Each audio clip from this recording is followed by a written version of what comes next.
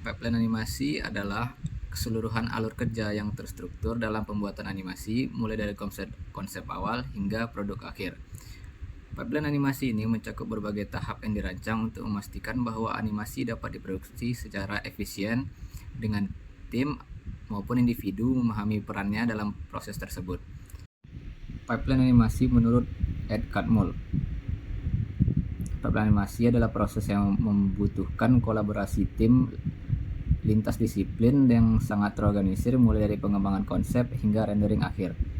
Catmull menekankan pentingnya feedback loop atau siklus umpan balik di seluruh pipeline untuk memastikan kualitas tinggi serta menjaga kreativitas sambil menyelesaikan pekerjaan yang efisien. Pipeline animasi biasanya terdiri dari langkah-langkah utama. Pertama, praproduksi. Ini meliputi pengembangan ide, penulisan naskah, desain karakter, storyboard, dan animatik. Tujuannya adalah untuk merancang semua elemen penting agar alur cerita dan tampilan animasi sudah jelas sebelum memasuki proses produksi.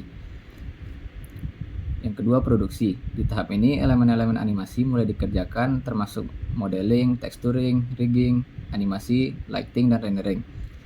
Setiap bagian memiliki spesialisasi sendiri untuk menciptakan visual yang sesuai dengan konsep awal.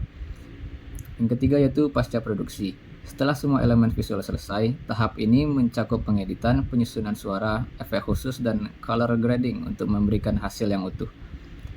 Pipeline produksi animasi 3D adalah variasi dari pipeline animasi yang secara khusus berfokus pada animasi 3D.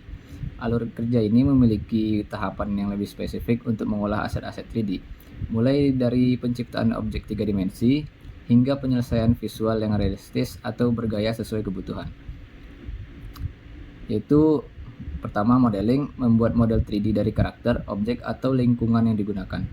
Yang kedua, texturing, menambah detail permukaan pada model yang memberikan tampilan lebih realistis. Yang ketiga, rigging, menambahkan kerangka atau rig pada model 3D yang memungkinkan model untuk digerakkan dan dianimasikan. Yang keempat, animating, penggerakan model sesuai dengan naskah dan storyboard untuk menciptakan ilusi gerakan.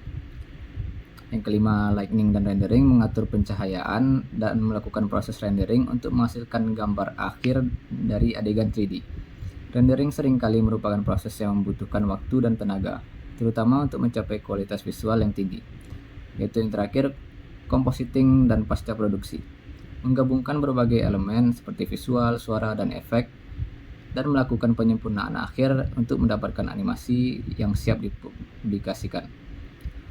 Pipeline produksi animasi 3D memastikan semua timnya bekerja terkoordinasi sehingga proyek bisa selesai tepat waktu dalam kualitas maksimal.